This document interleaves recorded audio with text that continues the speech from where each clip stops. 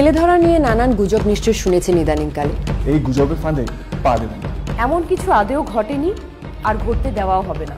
বিশেষ কোনো রাজনৈতিক দল তাদের সুবিধের জন্য এই অপপ্রচার করে চলেছে। এই অপপ্রচার ভাওতা ছাড়া আর কিছুই নয়। ছেলে ধরার গুজব শুনতে পেলেই সঙ্গে সঙ্গে স্থানীয় থানায় গিয়ে রিপোর্ট করুন। কোনো কুৎসা বা প্রভোকেশনে পা দেবেন না। কোনো উত্তেজক প্রচার চালিয়ে দাঙ্গা বাঁধাতে দেবেন না। আমাদের সরকার আমাদের সাথে, আমাদের পাশে সবসময় আছে।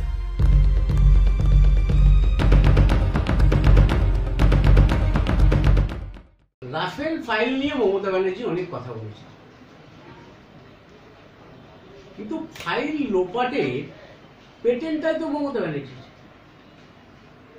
মমতা ব্যানার্জি ফাইল কিভাবে লোপাট করতে হয় তো মমতা ব্যানার্জির কাছ থেকে পেটেন্ট নিতে হবে। কারণ আপনাকে আমি কতগুলো পরপর কথা বলি।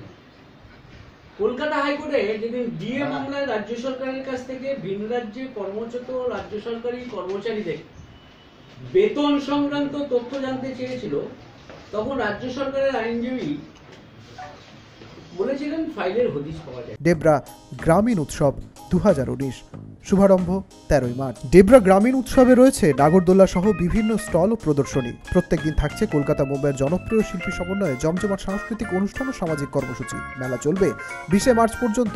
সবার জন্য রইল সাদর আমন্ত্রণ।